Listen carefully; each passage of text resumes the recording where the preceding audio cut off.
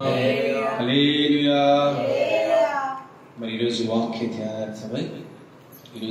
ధ్యానార్థమై రెండవ తెస్సలోనికీయులకు రాసిన పత్రిక 1వ అధ్యాయము 9వ వచనం నుంచి మనం 10వ వచనం నుంచి మనం చదువుకుందాం.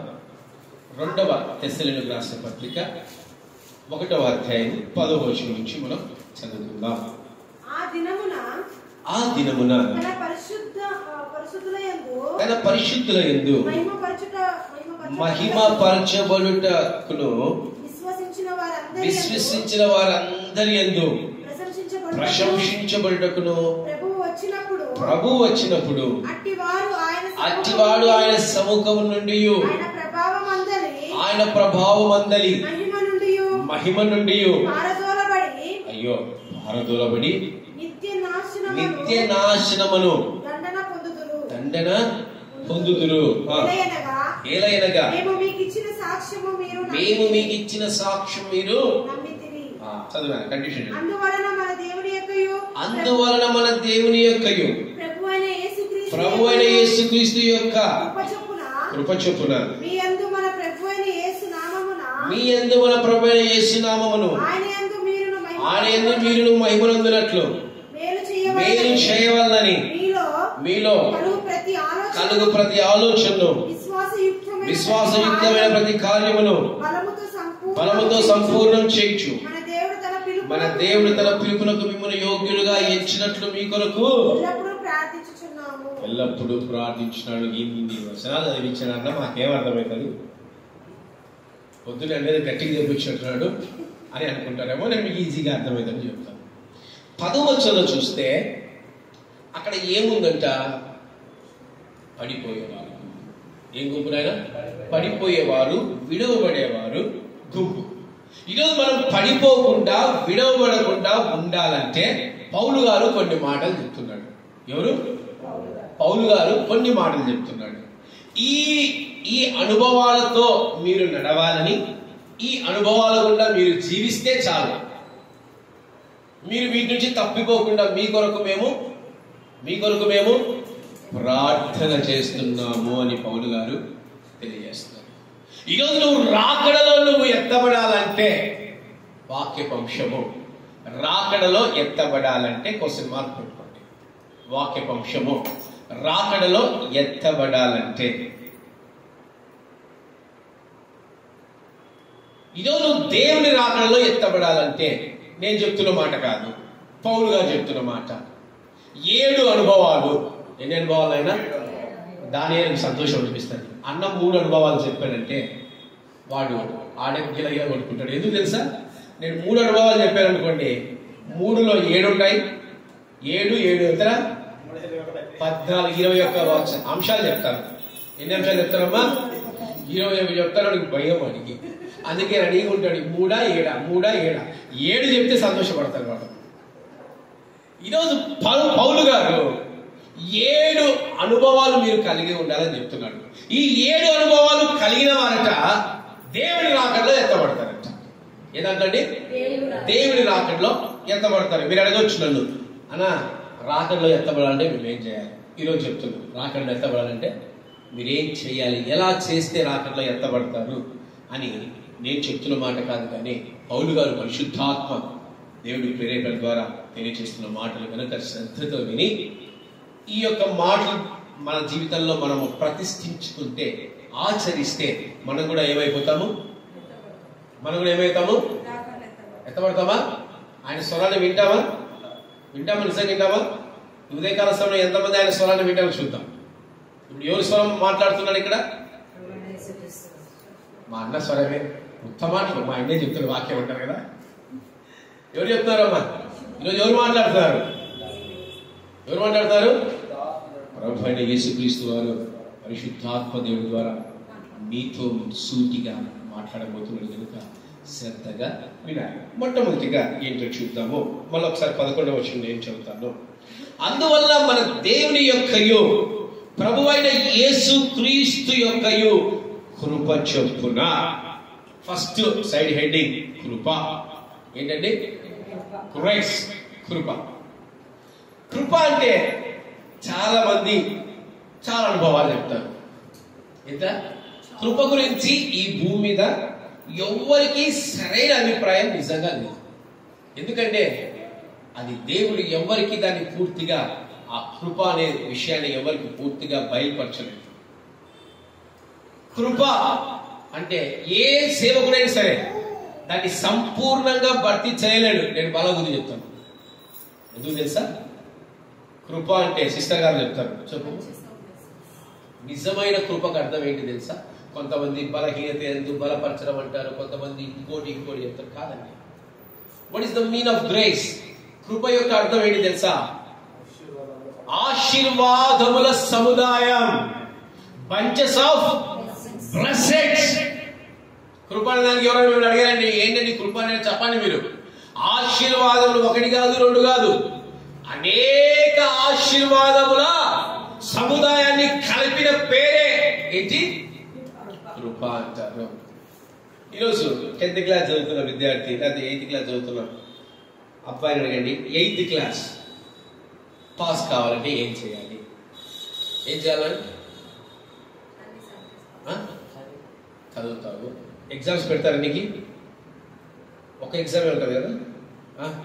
ఎందుకు ఎన్ని ఎగ్జామ్స్ ఉంటాయి? ఎన్ని? అమ్మా, మా కాలంలో 6 ఉండేవి, ఇప్పుడు 8కి వచ్చాయి అనమాట. ఈమె కాలానికి 12 అవుతాయేమో. దేవునికి స్తోత్రం. అంటే 8 అనుభవాలు రాస్తేనే చిన్నడు పాస్ అవుతాడు. మేము 10th క్లాస్లో 6 అనుభవాలే ఉన్నాయి. మాకు సంతోషం, ఆయాసం తట్టుకోలేదు. అంటే కృప కూడా అలాగే ఒక్క అనుభవంతో నిలిచేది కాదండి. అనేక అనుభవాలన్నీ కలిపితేనే కాల్డ్ గ్రేస్, కృప. కనుక కృప గురించిన అనుభవం ఏ ఒక్కరికి సంపూర్ణంగా ఉండదు. కనుక నేను చెప్తాను, it's blessing of the bunches of blessings, అనేక ఆశీర్వాదాల సముదాయాలు. కానీ కృప గురించి కొన్ని మాటలు మీకు తెలియజేస్తాను. ఎందుకంటే ఊరికి ఆశీర్వాదాల సముదాయం అని అన్న వదిలేసింది అనుకో, మీకు కూడా అర్థం కాదు. కృప అనేది నానా విధముల అనుభవాలతో కూడుకున్నది. కృప ఈరోజు నీ జీవితంలో కృప ఉంటేనే నువ్వు క్రీస్తుని కనుగొనగలవు. కృప ఉంటేనే యేసయ్యను నువ్వు కనుక్కోగలవు. అది నేను చెప్తున్న మాట కాదు. తీయండి, ఒక్కసారి తీయండి. అపోస్తుల కార్యాలు 15వ అధ్యాయము 11వ వచనం ఒకసారి చదవండి. అపోస్తుల కార్యాలు 15వ అధ్యాయము 11వ వచనం ఒకసారి చదవండి. ప్రభువైన యేసు కృప చేత మనము రక్షణ పొందుదు అని నమ్ముచున్నాము కదా. చదవండి. అలాగే వారు రక్షణ పొందుదురు అనెను. ఈరోజు ఎంతమంది ఇంకా రక్షించబడ్డారండి? ఎంతమంది రక్షించబడ్డారు? అందరూ రక్షించబడ్డారు. మీరు ఎట్లా రక్షించబడ్డారు కనీసం మీకు తెలిసిందే చెప్తారు. అన్నా నాకు తెలుసు. నోయల్ చెప్తాడు ఇప్పుడు, అన్న నాకు తెలుసు, మా నాయన తండ్రి కుమారా పరిశుద్ధాత్మల మా అమ్మ మా నాన్న ముంచి లేశారన్నా. ఆ ముంచి లేయడానికి కావాల్సింది ఏంటి తెలుసా? కృప. ఈరోజు నువ్వు రక్షించబడుతున్నావంటే అది దేవుని కృప ద్వారానే. ఈరోజు కృప లేని నువ్వు రక్షణ పొందలేవట. అలాగే 2వ కొరింథీయులకు రాసిన పత్రిక 8వ అధ్యాయము 9వ వచనం చదవండి. 2వ కొరింథీయులకు రాసిన పత్రిక 8వ అధ్యాయము 9వ వచనం. ఆయన ధనవంతుడై ఉండియో మీరు తన దారిద్ర్యము వలన ధనవంతులు కావాలని మీ నిమిత్తము దరిద్రుడు ఆయను. రెండవదిగా అంటే ప్రభువు చెప్తున్న మాటల్లో కృప మొట్టమొదటిగా కృప లేనిది రక్షణ రాదు. రెండవది గంట ఆయన దరిద్రుడై మనల్ని ధనవంతులుగా మార్చేదే కృప. ఆయన దరిద్రుడై మనల్ని ధనవంతులుగా మార్చేదే కృప. ఈరోజు నువ్వు దరిద్రుడు కాదట, నువ్వు క్రీస్తు రక్షణ పొందుతున్నావు. ఎలాంటి వాడివంట? నువ్వు ధనవంతుడవి అన్నాడు. బలవాడికి సొంత ఇల్లు కూడా లేదన్నా, కారు లేదన్నా. నేను ధనవంతుడు ఎట్లయితా? నువ్వు క్రీస్తులో ఎప్పుడు ధనవంతుడవే, నువ్వు క్రీస్తులో ఎప్పుడు బలవంతుడవే, నువ్వు క్రీస్తులో ఎప్పుడు ఐశ్వర్యవంతుడవే. అది కృప నీకు అందిస్తుంది. మూడవదిగా చూడండి, గలతీయులకు రాసిన పత్రిక 1వ అధ్యాయము 15వ వచనం చూడండి.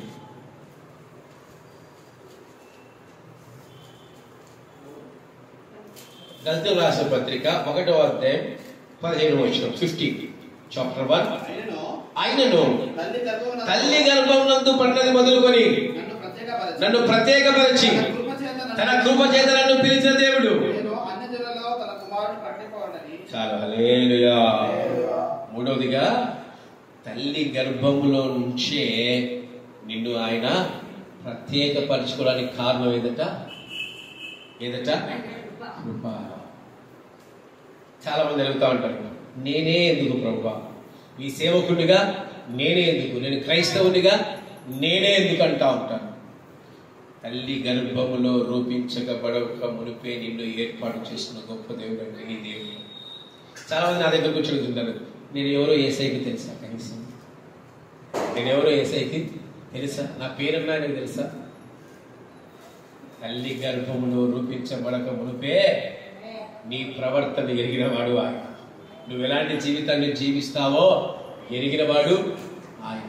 కనుక ఈరోజు నువ్వు ప్రత్యేకపరుచుకుందంటే అది కేవలం యేసుక్రీస్తు యొక్క కృప వల్లే. ఈరోజు మొట్టమొదటిగా రాత్రిలో నువ్వు ఎత్తబడాలంటే కృప కావాలి. ఏం కావాలి ఆయన? కృప కావాలి. అదే గలతీయులకు రాసిన పత్రిక 2వ అధ్యాయం 20వ వచనం చదవండి. నేను దేవుని కృపలో నిరర్థకము చెయ్యను. చాలా మంది దేవుని కృపను ఏం చేస్తున్నారండి? ఏం చేస్తున్నారు? నిరర్థకం చేస్తున్నారు. ఏదన్నా నిరర్థకం అంటే అని అడగరా? నిర్లక్ష్యం. గుడ్. పాడు చేస్తున్నారట.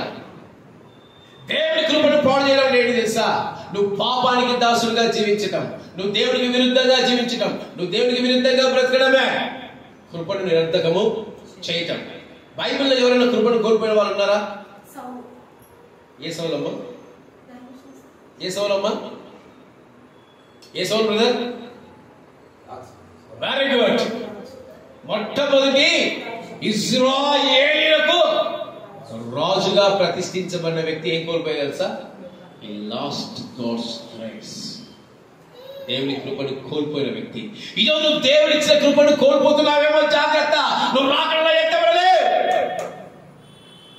దేవుని కృప నువ్వు నిరర్థకం చేస్తున్నావేమో, పాపానికి దాసులుగా ఉంటున్నావేమో, దేవుడి యొక్క ఆజ్ఞను నెరవేర్చలేకపోతున్నావేమో, దేవుడు చెప్పిన విధంగా నువ్వు జీవించలేకపోతున్నావేమో, నువ్వు మూర్ఖుడుగా ఉంటున్నావేమో. సౌలు ఎలా ఉన్నాడు తెలుసా? మూర్ఖుడు. సౌలు అంటే ఏంటి? మూర్ఖుడు. దేవుడు చెప్పిన వాడిని చెప్పినట్టు చేయక తిరిగి ఏం చేస్తాడు తెలుసా? దేవుడు ఆయన ఆనందిస్తున్నాడని ఈయన పోయి ఏం చేశాడు? ఆయన ధూపాన్ని వేశాడు. యాజకుడు వేయాల్సిన ధూపాన్ని ఎవరు వేశారు? సౌలు చేసి ప్రజలందరికీ చెప్తున్నాడు, యెహోవా నా యందు ఆనందిస్తున్నాడు.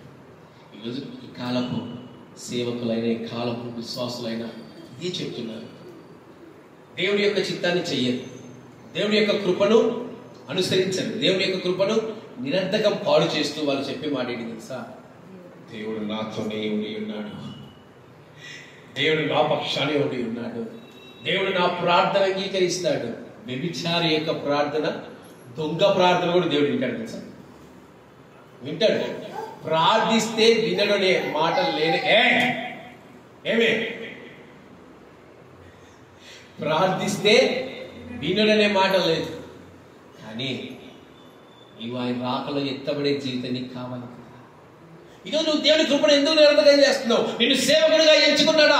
ఆ సేవకు తగిన జీవితం నువ్వు జీవించలేకపోతే నువ్వు కృపను నిరర్థకం చేసినట్టే. ఈరోజు విశ్వాసాన్ని ఎంచుకున్నాడా? ఆ విశ్వాసిగా నువ్వు తగిన జీవితాన్ని జీవించలేకపోతే నువ్వు కృపను నిరర్థకము చేసినట్టే. కృపను నిరర్థకం చేసిన వాడు దేవుని రాకడలో ఎత్తబడలేడు. ఈరోజు దేవుని రాకడలో నువ్వు ఎత్తబడాలంటే మొట్టమొదటిగా ఎలాంటి కృప పొందుకోవాలి తెలుసా? చెప్పండి. కృప కూడా ఒక ప్రత్యేకమైన కృప చెప్పాడు దేవుడు. చెప్పాలి. కృపలో ప్రత్యేకమైందన్నా అంటారా? చెప్పాలా? అమ్మా, మన సంఘానికి ఇచ్చిన వాగ్దానం అది. యెషయా గ్రంథము 55వ అధ్యాయము ఎన్నో వచనం నాయన? 3వ 4వ అంట. దేవుడి వాగ్దానము 3వ 4వ 55:3. రేపు 3వ 4వ అంటే ఆయన కూడా 2వ రాకడలో రామ్మా నిన్ను మళ్ళీ చూసుకుంటానే అంటాడు. దావీదుకు చూపిన శాశ్వత కృపను నీకు చూపించు. ఈ సంఘానికి దేవుడు ఇచ్చిన శాశ్వతమైన వాగ్దానం చప్పట్లు కొట్టి దేవుడి నామాన్ని మహిమపరచండి. ఈరోజు ఎలాంటి కృప కావాలంట? నీకు ఎలాంటి కృప కావాలంట? సౌలు పొందుకున్న కృప నీకొద్దు. సౌలు పొందుకున్న కృప ఈ రోజు ఉంటది, రేపు పోతుంది. కానీ నువ్వు ఎలాంటి కృపలో ఉండాలి తెలుసా? దేవుడి రహస్య రాకడలో, క్రీస్తు యొక్క రహస్య రాకడలో ఎత్తవాలని నీకు ఎలాంటి కృప కావాలి? బ్రాండ్ కృప. అది ఏ కృప? దావీదుకు చూపిన శాశ్వతమైన కృప. అంటే అర్థమైంది తెలుసా? ప్రభు అయిన యేసుక్రీస్తు వారు నీకు శాశ్వతంగా ఇచ్చే కృప అని అంట. నువ్వు ఎలాంటి కృపలో ఉన్నావు? ప్రియమైన దేవుడి క్రీస్తుకు సంతోషంతో నువ్వు అనుసరిస్తున్నావా? క్రీస్తుని సంతోషంతో నువ్వు ఆరాధిస్తున్నావా? అప్పుడు నీకు దావీదుకు చూపిన శాశ్వత కృప నీకుంటాను తప్ప నువ్వు దేవునికి విరుద్ధంగా జీవిస్తూ, దేవునికి విరుద్ధంగా బ్రతుకుతూ నా పైన దేవుని కృప శాశ్వత కాలం ఉంటుందంటే ఎవరు ఒప్పుకోరంట? దేవుడు ఒప్పుకోడు. ఏ ప్రభు సెలవిస్తున్నాడు ఈరోజు మాటలో ఆ ప్రభువే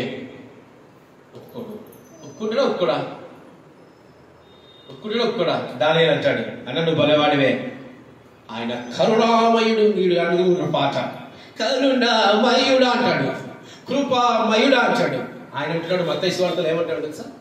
చెప్పండి, మీరే చెప్పండి. ఆయననే మాట్లాడు. అబ్బా చప్పట్లు కొట్టాలి గట్టిగా. ప్రభువాని నామాన దయ్యాలకు వచ్చాం, ప్రభువాని నామాన అద్భుతాలు చేశాం, ప్రభువాని నామాన ఆశ్చర్యకార్యాలు చేశాం అంటే ఆయన అంటున్నాడు, నువ్వు అన్నీ చేసావు కానీ నా తండ్రి చిత్తాన్ని మానేసినావు. ఎప్పుడు మానేశారంట? అన్నీ చేసినట్టే కానీ తండ్రి చిత్తాన్ని మానేశారు. నా తండ్రి చిత్తాన్ని ఎవరైతే అనుసరిస్తారో వారు నా వారు, అనుసరించిన వారు నా వారు కానే కాదు. మీరెవరో నాకు తెలియదు. ఈరోజు దేవాన్ని కష్టము సేవిస్తే తల్లిలా వచ్చి లాదిస్తున్నాడు, తండ్రిలా వచ్చి ప్రేమిస్తున్నాడు, హత్తుకుంటున్నాడు. అసలు ఆయన ప్రేమను వర్ణించలేదు. అదే ప్రభు అంటున్నాడు, ఏమంటున్నాడు? అదే ప్రభు అంటున్నాడు, who are you? I don't know. చాలా తప్పుడు బోధ చేస్తా ఉన్నాడు. నిజం.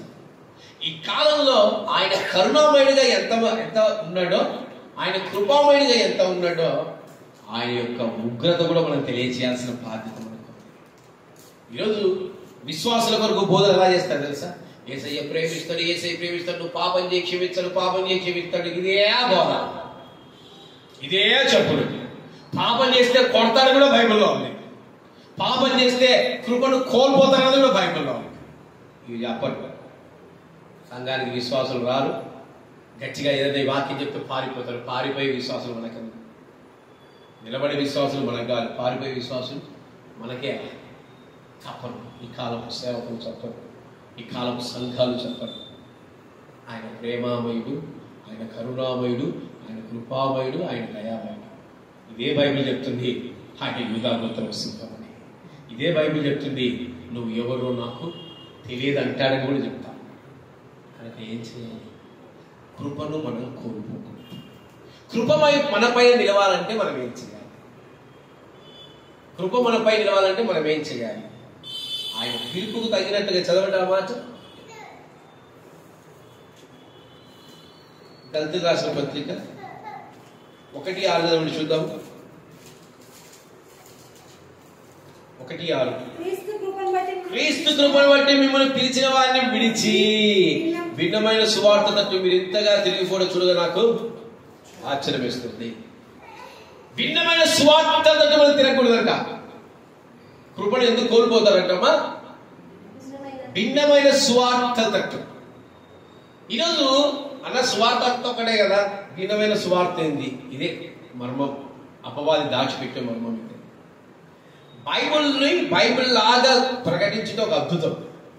బైబిల్ని బైబిల్ లాగా తెలియచేయడం ఒక అద్భుతం. బైబిల్ని కాకుండా సంఘాలు స్థాపించి వాళ్ళ సంఘాల అనుగుణంగా నడవటం ఇంకొక దౌర్భాగ్యం.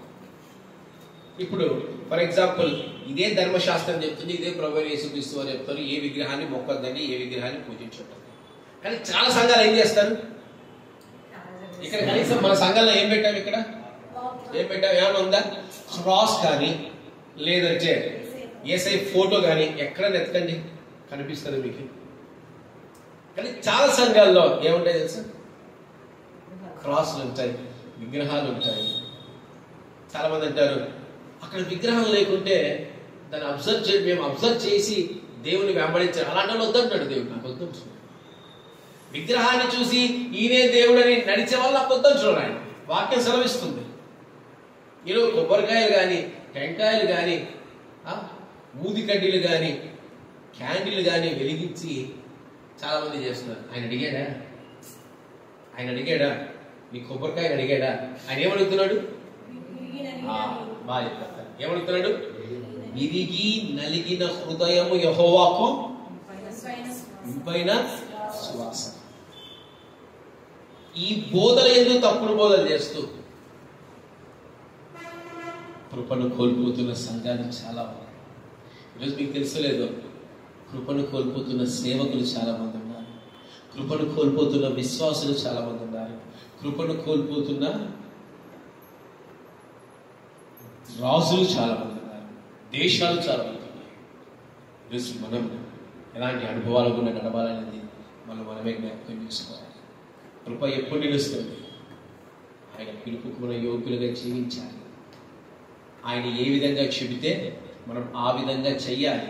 కృపను ఎప్పుడు నిరర్ధకం మనము చెయ్యనే చెయ్యాలి. సౌలు ఏం చేశాడు? కృపను నిరర్ధకం చేశాడు. అని పౌలు కృపను పొందుకున్నాడు. ఈరోజు నువ్వు రాకల్లో ఎత్తబడాలంటే నీకేం కావాలి? కృప. పౌలు గారు ఇంకొక అనుభవం కృప గురించి చెప్తా ఉన్నాడు. ఎంతమంది తెలుసు చెప్పండి. పౌలు గారు కృప గురించి చెప్పే అనుభవం చాలా ముఖ్యమైనది. ఆయనకు నొప్పి కలిగినప్పుడు, ఆయనకు బాధ కలిగినప్పుడు, ఆయనకు దుఃఖం కలిగినప్పుడు ప్రార్థిస్తే దేవుడు అంటున్నాడు, ఏమంటున్నాడు? అందుకే యేసయ్య గారు పాడారుగా, నీ కృప నాకు చాలును, నీ కృప లేనిది నే బ్రతుకలే. అంటే దాని ఉద్దేశం ఏంటి తెలిసి, నేను బ్రతకలేదంటే నేను కృపను కోల్పోతే ఈ భూమి మీద జీవించలేని, నరకానికి నేను పాత్రులను. ఆయన కృప మనకు కావాలి. ఈరోజు దేవుని రాకడలు ఎత్తబడాలంటే ఆయన కృప నీకు కావాలి. అందుకే యాకోబు భక్తుడు 4వ అధ్యాయం 6వ వచనంలో, యాకోబు భక్తుడు 4వ అధ్యాయం 6వ వచనంలో ఆయన కృప గురించి చాలా చక్కగా వివరిస్తున్నారు.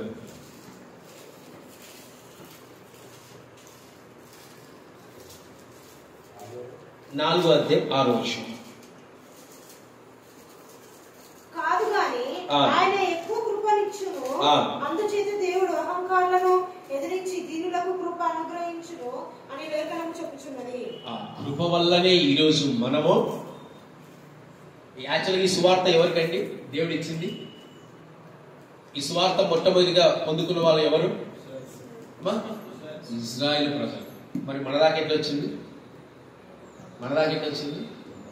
ఆయన కృప వల్లే. ఈరోజు భారతదేశంలో కూడా చాలా కులాలు ఉన్నాయి, మతాలు ఉన్నాయి.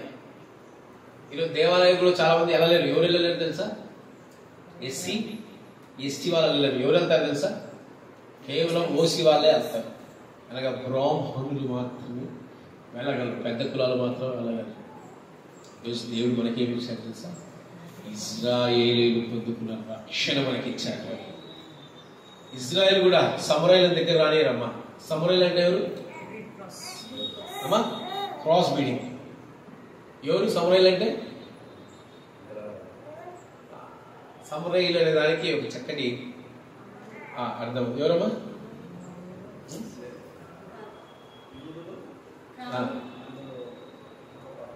యూదులు కాదు, ఇజ్రాయేలు ప్రజలు. అష్షూరీలు ప్లస్ ఇజ్రాయేల్ కూడుకుంటే, వివాహాలు చేసుకుంటే పుట్టిన సంతానాన్ని ఏమంటారు తెలుసా?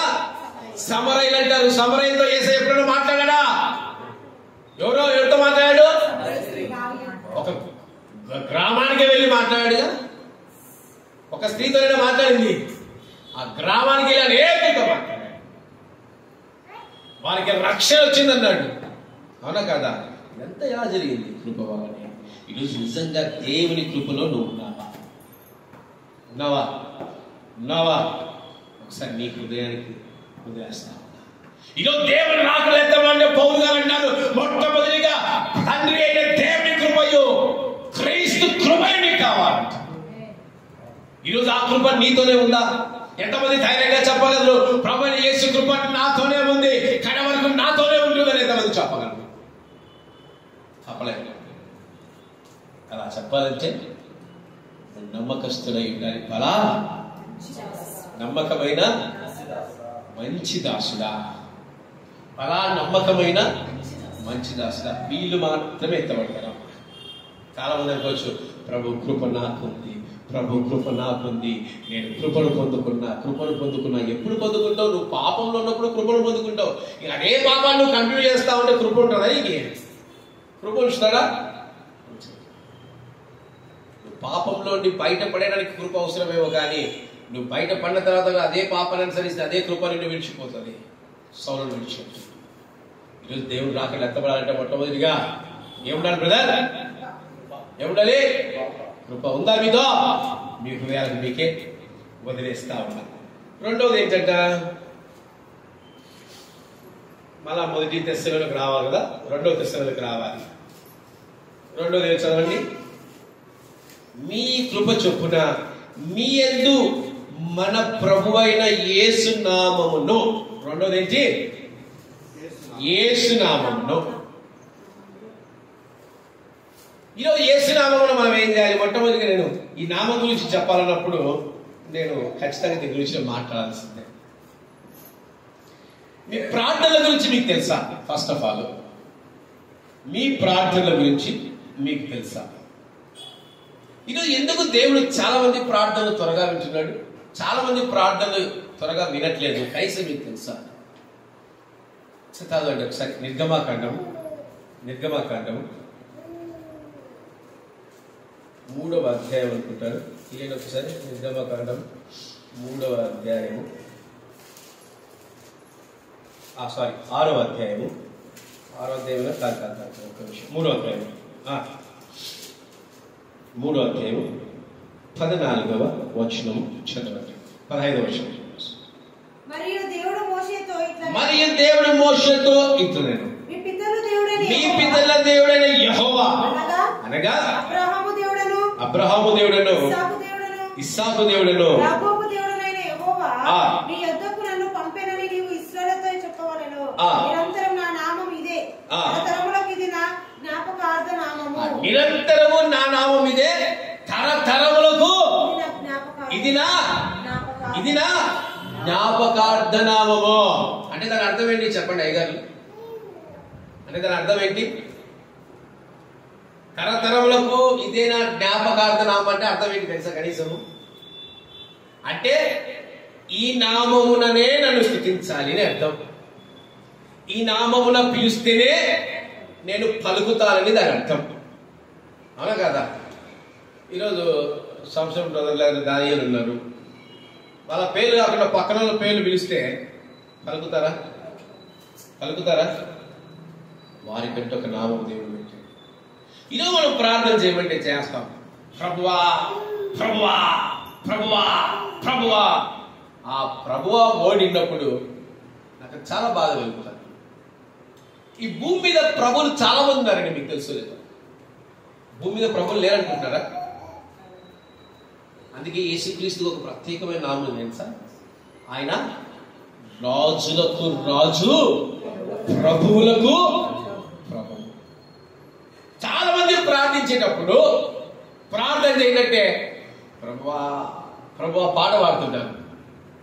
ఏం పాట పాడుతుంటారమ్మా? ప్రభువా పాట పాడుతుంది. యా ప్రభు అని. నేను ఎప్పుడైనా ప్రభు అనే మాట మాట్లాడితే దాని పక్కలో ఖచ్చితంగా ప్రభు అయిన యేసుక్రీస్తు అంటారు. యేసయ్య ఒక చక్కని మాట చెప్పాడు. ఎక్కడ చెప్పాడు అనా? ఎక్కడ చెప్పాడు? మత్తయి సువార్త ఏం చెప్పాడు? ఉందా? మత్తయిలో ఉందా? ఎక్కడ ఉంది? యోహాను సువార్త 14వ అధ్యాయంలో ఏముంది? Very good.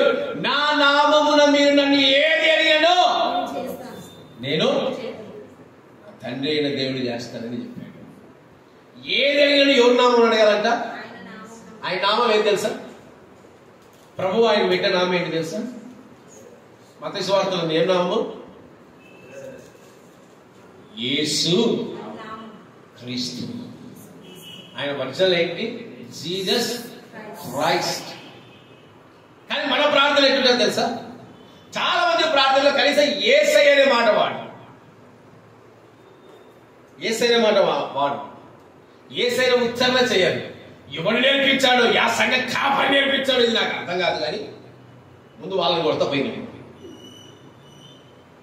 క్రైస్తత్వంలో నడిపించే అనుభవాలు చాలా ముఖ్యం. It's important thing. మనం కొంతమంది నాకు ఆశ్చర్యం వేస్తుంది. ప్రార్థన చేయండి అంటే ప్రార్థన చేసి ఆమె అంటారు. ఎవరికి పోతుందా ప్రార్థన? మనం ఏ నామంలో ప్రార్థన చేయాలి? కనీసము చెప్పండి. లాస్ట్ ప్రార్థన చెప్పండి కనీసం. మనలో సంతోషం లేదా? ప్రభు నామంలో అడుగుతున్నాం అనలే. ఈరోజు యేసు నామంలో రెండవది ఏంటంట? నువ్వు యేసు నామంలో ఏదైనా అడగాలి. నీ ఆత్మీయ జీవితం పాడైందా? నీ ఆత్మీయ జీవితం సరిగా లేదా? నువ్వు కష్టాల్లో ఉన్నావా? నువ్వు దుఃఖాల్లో ఉన్నావా? నువ్వు బాధల్లో ఉన్నావా? నువ్వు శ్రమల్లో ఉన్నావా? నువ్వు ఇరుకుల్లో ఉన్నావా? నువ్వు ఇబ్బందుల్లో ఉన్నావా? నీకు జ్ఞానం లేదా? నీకు వివేకం లేదా? నీ భర్త రక్షణ లేడా? నువ్వు ఏం చేయాలంట? రెండవదిగా రాకర్లు ఎత్తబడాలని ఏం చేయాలంట? యేసు నామమున anything you ask he will give you. ఎలా ఇస్తాడు తెలుసా? ఆయన విస్తారంగా లెక్కలేనంతగా ఇస్తాడు. ఈరోజు చాలా మంది యేసునామం అడగరు. ప్రార్థనలు మార్చుకోండి, మీ ప్రార్థనకు జవాబు దొరుకుతుంది. ప్రార్థన చేసే విధిని మార్చుకోండి, మీ ప్రార్థనలకు జవాబు లభిస్తుంది. ప్రార్థనల పద్ధతి నేను చాలా మందికి మా సేవకులు కూడా చెప్తుంటాను. అమ్మ మీరు ప్రార్థన నోరు తెలిస్తే ఏముంటుంది తెలుసా? నేను చాలా మందికి చెప్పాను. కానీ వాళ్ళేందో నాకు అర్థం కాదు. అదే పెట్టి ప్రార్థన చేస్తారు. అందుకే చాలా మంది జీవితాల ఆశీర్వాదాలు అహంకారంతో ప్రార్థన చేస్తే ఆశీర్వాదాలు ఆగిపోతాయి. ఒక సేవకుడు ఏదైనా చెప్పారంటే ఏం చేయాలి? ఏం చెప్పాలి? దాన్ని మార్చుకోవడానికి చెప్పడానికి నేను ఎక్కడున్నా, మార్చుకోవడానికి మీరు ఇక్కడ ఉండాలి. ఈరోజు యేసు నామంలో ఎందుకు అడగలేకపోతున్నారు? ఒకసారి మిమ్మల్ని జ్ఞాపకం చేసుకోండి. ఆ నామం ఉన్న శక్తి ఏంటి తెలుసా మీకు? కనీసం తెలుసా? చదవండి. ఫిలిప్పీయులకు రాసిన పత్రిక 2వ అధ్యాయం 9వ వచనం చదవండి. ఫిలిప్పీయులకు రాసిన పత్రిక 2వ అధ్యాయం 9వ వచనం చదవండి. అందుచేత పరలోకమందున్న వారిలో గాని భూమి కింద ఉన్న వారిలో గాని ప్రతి వారి మోకాలు యేసు నామమున వంగునట్లుగా ప్రతి నాలుకయు తండ్రి అయిన దేవుని మహిమార్థమై యేసుక్రీస్తు ప్రభువని ఒప్పుకున్నట్లు దేవుడు ఆయన అధికముగా హెచ్చించి ప్రతి నామమునకు పై నామమునకు ఆయనకు అనుగ్రహించెను. ఏంటంటే ఎవరి నామం అంట? ప్రభునామా? ప్రభునామం అండి. ప్రభువా అంటారు. ప్రభునామం. కనీసం ప్రభు అన్నప్పుడు పక్కన ఏమని అనాలి తెలుసా? ప్రభు అయిన యేసుక్రీస్తు అనాలి. అన్నారు ప్రార్థించమంటే ప్రార్థన చేస్తారు. కానీ ఏ నామము పరలోకమందు హెచ్చింపబడిందంట? ఇక్కడ ఆయనే చెప్పాడు. యేసు నామాన్ని హెచ్చించాడంటండి. యేసుక్రీస్తు నామాన్ని హెచ్చించాడండి. ఈరోజు ఎందుకు యేసుక్రీస్తు నామంలో ప్రార్థన చేయలేకపోతున్నారు చాలా మంది? ఇదే తప్పుడు బోధలు, ఇదే తప్పుడు నడిపింపులు. ఈరోజు సేవకుడు విశ్వాసి ప్రార్థన అంటే చెప్పాలి, లేదా సేవకుడు ఉత్తమాలవుతాడు. ఈరోజు ఎలా ప్రార్థించాలో కూడా సేవకుడు నేర్పించాలి. అప్పుడే ఆ సంఘం అభివృద్ధిలోకి వస్తుంది. అప్పుడే దేవుడు ఆ సంఘాన్ని ఆశీర్వదిస్తాడు. ఈరోజు ప్రతిదీ నువ్వు ఏ నామం అడగాలంట? ఏ నామమున అడగండి. ఆయన అంటున్నాడు, నువ్వు రాకడలో ఎత్తబడాలంటే యేసు నామమున ప్రతిదీ అడగాలి. ఈరోజు నీకు ఏ అవసరం ఉన్నా ఎవరి నామం అడగాలి? యేసు నామమున. ఏ నామం నువ్వు అంగీకరించాలి? ఏ నామం అంగీకరించాలి? యేసు నామమున అంగీకరించాలి. ఈ అనుభవాలు చాలా మంది తెలియక తప్పుడుగా ప్రార్థనలు చేస్తా ఉన్నారు, తప్పుడుగా వారి ఆత్మీయ జీవితాలు ముందుకు తీసుకెళ్తున్నారు. అందుకే వారి ఆత్మీయ జీవితాలు అలాగే ఉంటాయి, కానీ కొంచెం కూడా ముందుకు వెళ్ళరు. దానికి గల కారణం ఏంటి?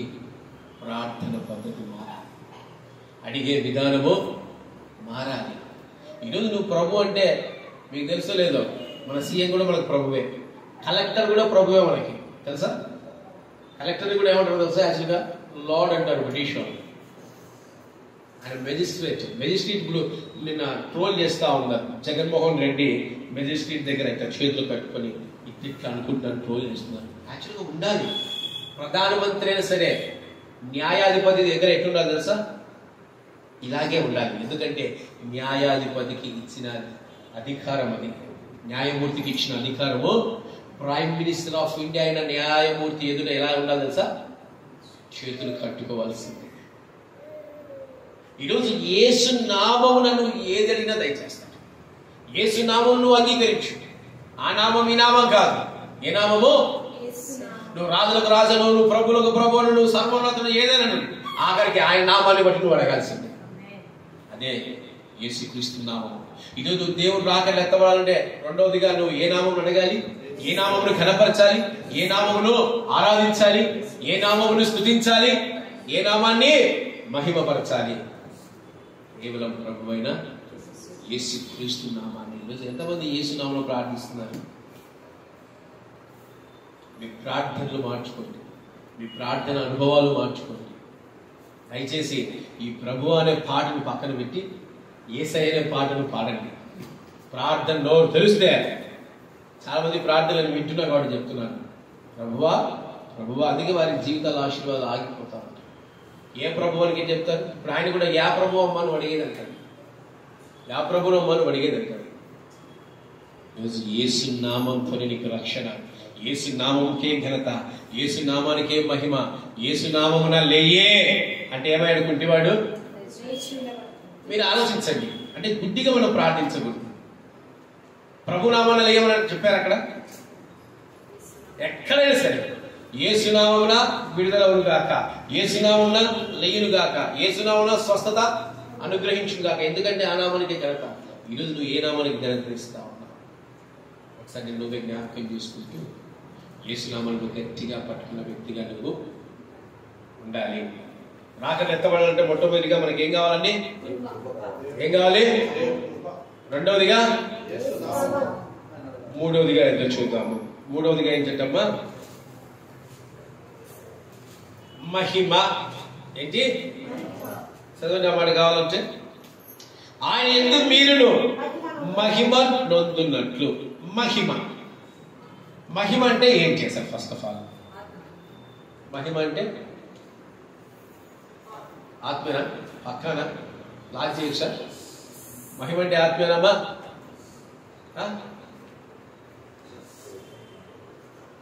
మహిమ అనగా దేవుడి నీకు ఇచ్చే ఘనత అని అర్థం. ఏంటి? మహిమ అనగా దేవుడు నీకు ఇచ్చే ఘనత. ఈరోజు దేవుడు నీకు ఇచ్చే ఘనత ఏంటి? దేవుడు నీకు ఇచ్చే ఘనత ఏంటి? దేవుడు నీకు ఇచ్చే ఘనత ఏంటమ్మా?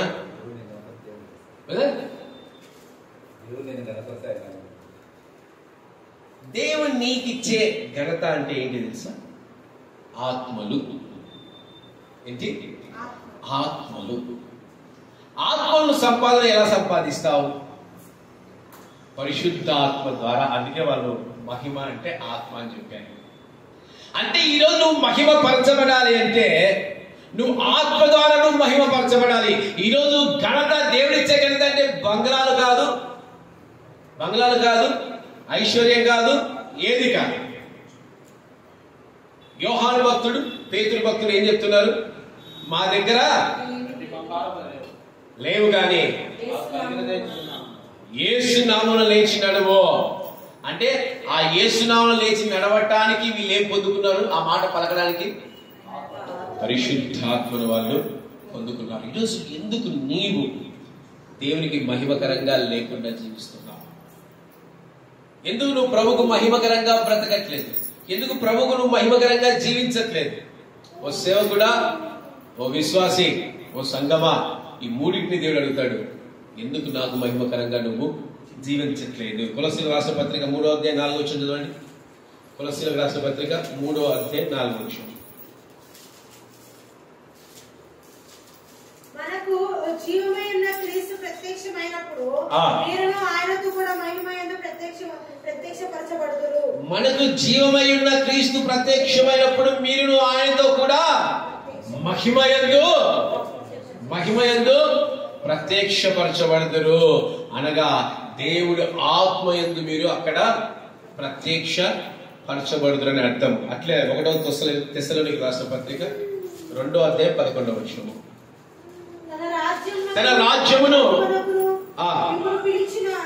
పిలుచుచున్న దేవునికి తగినట్టుగా మీరు నడుచుకోవాలని మీలో ప్రతి వారిని హెచ్చరించుచు, ధైర్యపరచుచు, సాక్ష్యం ఇచ్చుచు, తండ్రి తన బిడ్డల ఎడల నడుచుకున్న రీతిగా మీలో ప్రతి వారి ఎడల మేము నడుచుకుంటామని మీకు తెలియదు. తండ్రి యొక్క చిత్తాన్ని జరిగించువాడే మహిమపరచబడతాడు. తండ్రి యొక్క చిత్తాన్ని ఆత్మ ద్వారా మాత్రమే మనము చేయగలము, ఆత్మ ద్వారా మాత్రమే మనము చేరుకోగలము. ఈరోజు నువ్వు మహిమపరచబడాలంటే నీకు ఆత్మ ఫలములు కావాలి. ఏం కావాలైనా? నీ ఘనత అంటే ఏంటి తెలుసా? ఆత్మ అని అర్థం. ఈరోజు నువ్వు మహిమపరచబడ్డావు క్రీస్తులు అంటే నువ్వు ఆత్మను ధరించుకున్నావు. నీకు కృపావరాలు ఉన్నాయి, స్వస్థత వరాలు కావచ్చు, అద్భుతాలు చేసే వరాలు కావచ్చు, చనిపోయిన వారిని బ్రతికించే వరాలు కావచ్చు, ఎన్నో ఉన్నాయి ఆత్మ ఫలాలు. ఈరోజు అలాంటి ఆత్మలు, అలాంటి మహిమను పొందుకున్న వ్యక్తిగా ఉంటున్నావు అనేది జ్ఞాపకం చేసుకో. అంటే ఎఫెసీయులకు రాసిన పత్రిక 2వ అధ్యాయం 22వ వచనం. ఎఫెసీయులకు రాసిన పత్రిక 2వ అధ్యాయం 20. మీరు కూడా ఆత్మమూలముగా దేవునికి నివాస స్థలము ఎన్నుటకు కట్టబడుచున్నారు. ఏంటంట? ఆత్మ మూలముగా దేవునికి నివాస స్థలమై ఎన్నుటకు నీవు. ఈరోజు దేవుడు నీతో జీవించడమే, నీలో జీవించడమే నువ్వు మహిమపరచబడతావని అర్థము. ఈరోజు క్రీస్తు లేకుండా, క్రీస్తుకు నువ్వు ఆలయమై ఉండకుండా నువ్వు మహిమపరచబడినట్ల కాదు. క్రీస్తు నీలో నివసించాలి, దేవుని ఆత్మలో నివసించాలి, అప్పుడే నీవు మహిమపరచబడినట్లు. అట్లే 1వ అధ్యాయం 14 వచ్చిన ఎఫెసీయులకు రాసిన పత్రిక 1:14 చదవండి. దేవుని మహిమకు కీర్తి కలుగుటకై సంపాదించుకొనిన ప్రజలను విమోచనము కలుగు నిమిత్తము ఈ ఆత్మ మన స్వాస్థ్యమునకు సంచకరువుగా మనం ఎవరి ద్వారా ముద్రించబడ్డామంట, ఎవరి ద్వారా మనం పిలువబడ్డామంట, ఎవరి ద్వారా మనం వాగ్దానం చేయబడ్డామంట? ఆత్మ ద్వారా. ఈరోజు ఆత్మ ఉన్న ప్రతి ఒక్కరూ మహిమపరచబడతారు. అట్లే 4వ అధ్యాయం 30వ వచనం ఎఫెసీయులకు రాసిన పత్రిక 4:30. దేవుని పరిశుద్ధాత్మను దుఃఖపరచకుడి. విమోచన దినం వరకు ఆయన యందు మీరు ముద్రింపబడి ఉన్నారు. ఎప్పుడు దాకంటే విమోచన దినం అంటే ఏంటి తెలుసా? రహస్య రాకడ. అప్పుడు వరకు మనం ఎవరి ద్వారా ముద్రించబడ్డామంట? ఆత్మ ద్వారా. అందుకే ఎవరిని దుఃఖపరచకూడదంట? పరిశుద్ధాత్మను ఎట్లా దుఃఖపరుస్తాం? పరిశుద్ధాత్మను ఎందుకు దుఃఖపరుస్తాం? ఎట్లా దుఃఖపరుస్తాం? పాపం చేస్తే అయిపోయాయి. నువ్వు పాపానికి దాసులమైతే అయిపోయాయి. నువ్వు పరిశుద్ధాత్మ దేవుణ్ణి యుగములకు క్షమాపణ జాగ్రత్త. ఈరోజు నువ్వు మహిమపరచబడాలి. ఎలా? నువ్వు క్రీస్తులాగా మారాలి. క్రీస్తు ద్వారా నువ్వు మహిమపరచబడాలి. అట్లే ఫిలిప్పీయులకు రాసిన పత్రిక 3వ అధ్యాయం 21వ వచనం. ఫిలిప్పీయులకు రాసిన పత్రిక 3వ అధ్యాయం 21వ వచనం. సమస్తమును తనకు లోపరుచుకొనగలిగిన శక్తిని బట్టి ఆయన మన దీన శరీరమును తన మహిమగల శరీరములకు సమరూపముగా గల దానిగా మార్చును. చక్కగా చదువుతున్నావురా. దీన శరీరమును మహిమ శరీరముగా మార్చగలడు. ఎప్పుడు మార్చగలడు? ఈ భూలోకమందు నీవు మహిమపరచబడితేనే. అప్పుడు నీ శరీరం ఏమైపోతుందంట? ఇది పోయి ఏమొస్తుందంటే మనకి మహిమ గల శరీరం. ఈరోజు నువ్వు రాకడలో ఎత్తబడాలంటే నీకు మహిమ కావాలి.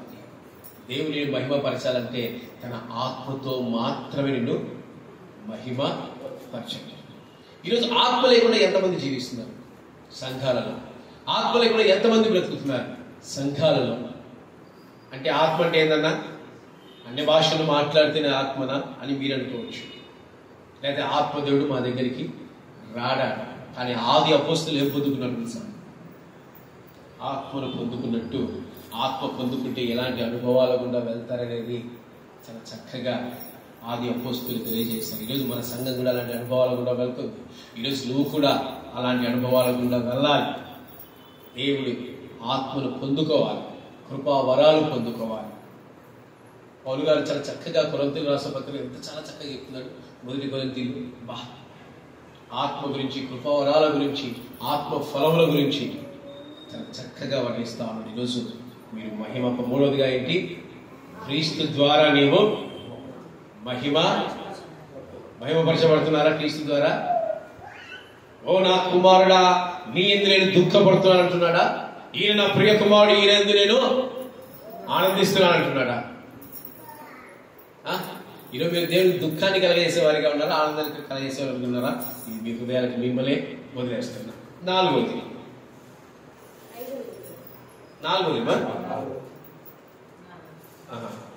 అమ్మగారు 5లోకి పోయారా? సంతోషం. 5వది ఏంటంట? మేలు చెయ్యవలెను.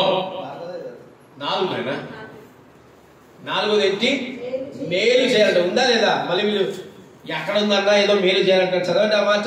2వ దశలోకి రాసిన పత్రిక 1వ అధ్యాయం 12వ వచనంలో, మేలు చేయవలనని మీలో కలుగు ప్రతి ఆలోచనను. 4వదిగా అంట మేలు చేసే ఆలోచన, మేలు చేయాలి. ఈరోజు ఎంతమంది మేలు చేసేవారిగా ఉంటున్నారు? ఎంతమంది మేలు చేసేవారిగా ఉంటున్నారు? ఎవరన్నా మనల్ని తిడితే ఎమ్మడే మన రియాక్షన్స్ ఎట్లుంటాయి తెలుసా? ఫైర్ అంటారా? మేలు చేయరు.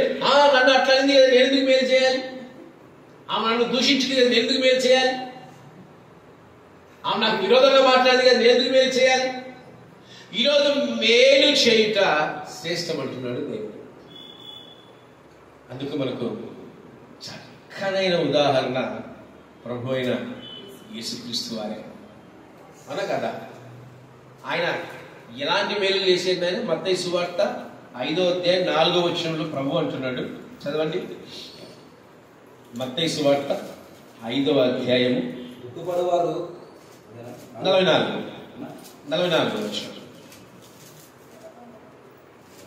5వ అధ్యాయం 44వ వచనం. నేను మీతో చెప్పినది ఏమనగా, మీరు పరలోకమందున్న మీ తండ్రికి కుమారులై ఉండినట్లు మీ శత్రువులను ప్రేమించుడి, మిమ్మల్ని హింసించే వారి కొరకు ప్రార్థన చేయండి. చాలు. హల్లెలూయా. శత్రువులు ఏం చేయాలంట? ఆ ఒక్కటి అడగన్నాడు. ఏమంటారు? ఆ ఒక్కటి నన్ను అడగొద్దు. వాళ్ళు నన్ను దూషించారని వాళ్ళ ఇంటికి వెళ్ళాము, వాళ్ళు నన్ను దూషించారు, వాళ్ళకి నాశనం అయిపోవాలి. మన ప్రార్థన ఎట్లుంటో తెలుసా? దేవా నిజంగా దావీదు రాగా, దేవా నిజంగా నువ్వు నాతో అంటే నా శత్రువును నశించేది కాక. చాలా మంది పాత నిబంధనలో కీర్తనలు చదివి వాళ్ళ ప్రార్థనలు కూడా ఎట్లుంటాయి తెలుసా? దేవా నన్ను వాళ్ళు దూషించారు, ఈరోజు రక్తంగా కూడా చచ్చిపోవాలా. చాలా మంది ప్రార్థనలు విన్నా, నేను భయం వేసింది. వాహమ్మ వీళ్ళ ప్రార్థన ఇట్లుంది. నా పక్కింటోడు నన్ను బూతులు తిట్టాడు ప్రభు, రేపు నా ఇంట్లో ఉండకూడదు, వాడు పాడే కాలం. ఓ అమ్మ ఇదేం ప్రార్థన, ఇది ఎక్కడి నుంచి విన్నాను? నిజంగా చాలా మంది ఉన్నారు ఇక్కడ. వారికి వాక్యం తెలుసో తెలియకో, దావీదు కీర్తనలు చదివి ఇన్స్పైర్ అయ్యారో నాకు తెలియదు, కానీ ఇలాంటి ప్రార్థన చేస్తారు. మేలు చేయక నీవు ఉండలేవయ్యా,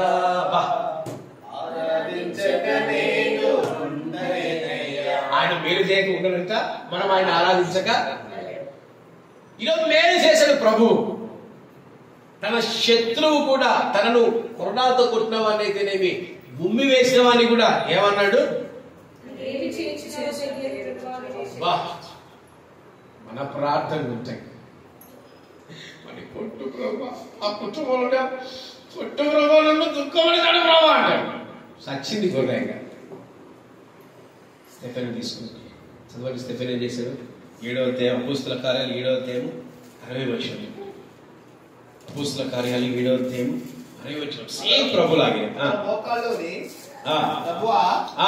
వారి మీద ఈ పాపం మోపకమని గొప్ప శబ్దంతో ఎవరి మీద పలికాను ఆయన? సన్మానించుడు మీదనా? రాళ్లతో కొట్టి మరణానికి అప్పచెప్పిన వారి పైన ఎటువంటి పాపాన్ని మోపకు యేసయ్యా అని వారికి మేలు చేసిన వ్యక్తిగా మనము స్టెఫెన్ని మనము చూస్తున్నాము. అట్లే 10వ అధ్యాయము అపోస్తల కార్యాలు 10వ అధ్యాయము 38వ వచనం మనం చూస్తే, దేవుడు నజరేయుడైన యేసును పరిశుద్ధాత్మతోనూ శక్తితోనూ అభిషేకించనన్నది దేవుడు ఆయనకు తోడై ఉండెను కనుక ఆయన మేలు చేయొచ్చు అపవాది చేత పీడింపబడిన వారందరికీ. ఈరోజు ఎవరైనా అనారోగ్యంతో బాధపడుతున్నారు అనుకోండి, ఎవరైనా దయ్యాలతో పీడింపబడుతున్నారు అనుకోండి,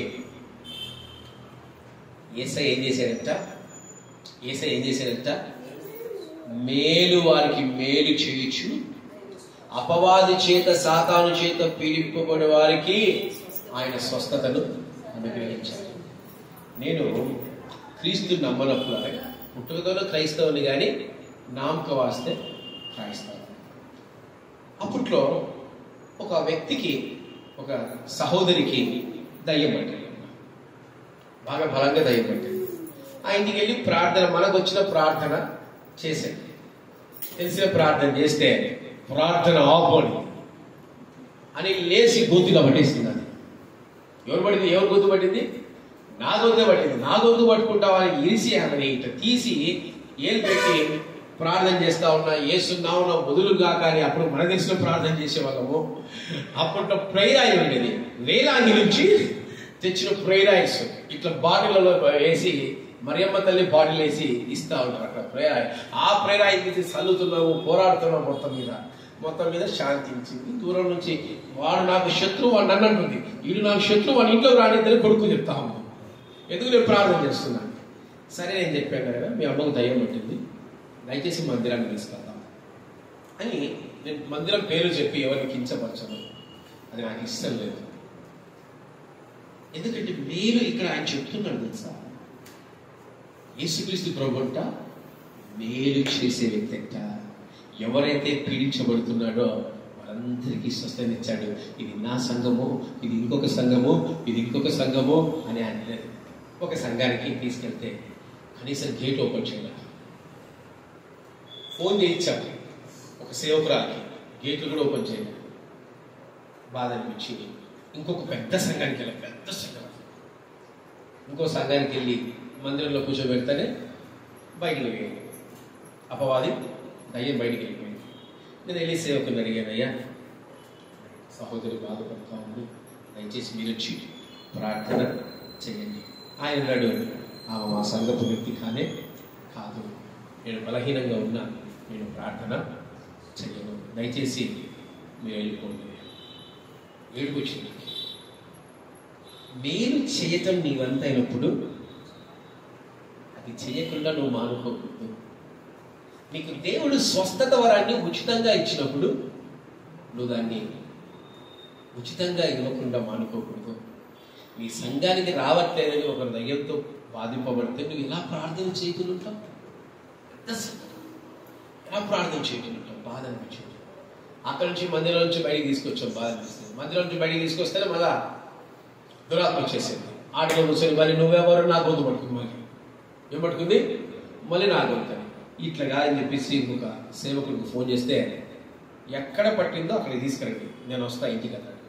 ఇంటికి వచ్చి ప్రార్థన చేస్తే ఆ దురాత్మ వదిలి వెళ్ళిపోయింది. ఈరోజు ఎంతమంది సేవకులు, ఎంతమంది విశ్వాసులు మేలు చేయటము వారి జీవితంలో ఉన్నప్పటికీ చేయలేకపోతున్నారు. ఎంతమంది విశ్వాసులు సంఘానికి మేలు చేసేవారిగా ఉండాలి, కానీ సంఘానికి కీడు చేసేవారిగా ఉండకూడదు. అవునా కాదా?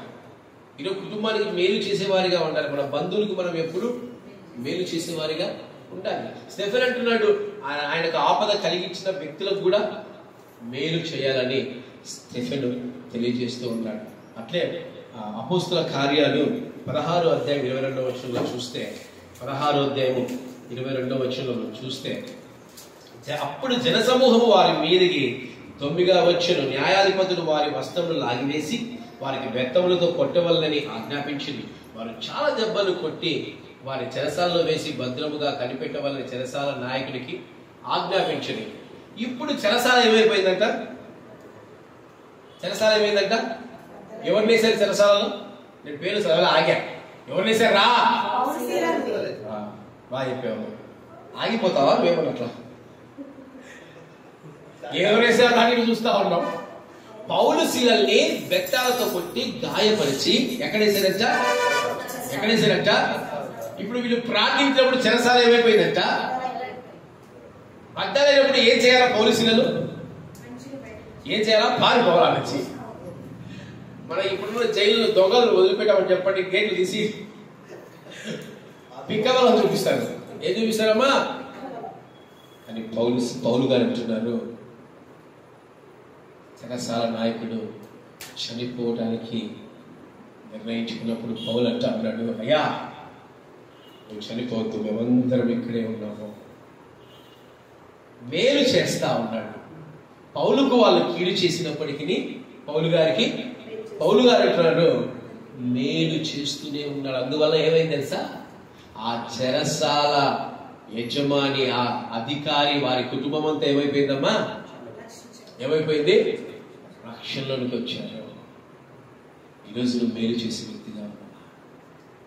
ఈరోజు నీ కుటుంబంలో నీ అత్తగారికి కానీ, నీ బంధువులకు కానీ, నీ వారికి కానీ, నీ మామగారికి కానీ, నీ ఆత్మీయ సహోదరులకు కానీ నువ్వు మేలు చేసే వ్యక్తిగా ఉన్నా? మన దగ్గర ఒక 10,000 భద్రంగా పర్సులో ఉంటుంది. ఎవరో మన సహోదరుడు, మన బంధువు వచ్చి అన్న ఒక 2,000 సాయం చేయండి అంటే, అరే డబ్బులు లేవురా, నాకన్నా డబ్బులు. అదే మత్తయి సువార్తలో ఏమంటాడు? సహాయం చేయగలిగిన వ్యక్తిగా నువ్వు ఉండి నువ్వు సహాయం చేయకుంటే నువ్వు మేలు చేసే వ్యక్తిగా నువ్వు ఉండనంటే ప్రభు శ్రమిస్తాడు. ఈరోజు క్రైస్తవుడా, నువ్వు దేవుని రాకలు ఎత్తబడాలంటే నువ్వు ఎలా ఉండాలంట? మేలు చేసే వ్యక్తిగా ఉండాలి. ఈరోజు నువ్వు మేలు చేస్తున్నావా? కీడు చేసే వ్యక్తిగా ఉంటున్నావా? చాలా మంది కీడు చేస్తారు కదా ఇంట్లో. దాన్ని ఏమంటారంటే వాడుక భాషలో పుల్లలు పెట్టడము అంటారు. బాగున్న కుటుంబాలు ఏం చేస్తారు? చిచ్చులు పెట్టడము. పుల్లలు, చిచ్చులు, ఏదో చాలా మాటలు ఉంటాయి. బాగున్న కుటుంబాలు చిచ్చులు పెట్టి ఏం చేస్తారు తెలుసా? పాడు చేసి విచ్ఛిన్నం చేస్తారు. బాగున్న భార్యాభర్తల మధ్యలో చిచ్చులు పెట్టి ఏం చేస్తారు తెలుసా? పాడు చేస్తారు. సమాధానపరచువాడు ధన్యుడు. వారు అవునా దేవుని కుమారులు అనబడతారు. ఎవరు అనబడతారంట?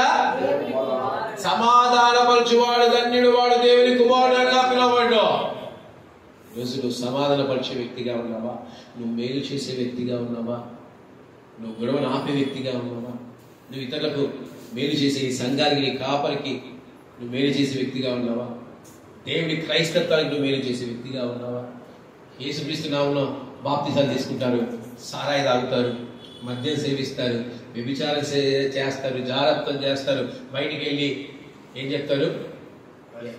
యాకులం అన్నా, యా మతం అన్నా అంటే నేను క్రిస్టియన్. పక్కనోడు అబ్బా ఈడు నాలాగే ఉన్నాడు. క్రైస్తవుడు అంటే తాగుతాడు, క్రైస్తవుడు వ్యభిచారం చేస్తాడు, క్రైస్తవుడిని సినిమాలకు పోతాడు, క్రైస్తవుడిని అన్నీ చేస్తాడు. ఇప్పుడు క్రైస్తవ సంఘానికి మేలు చేసినట్ట, కీడు చేసినట్ట? మేలు చేసినట్ట, కీడు చేసినట్ట?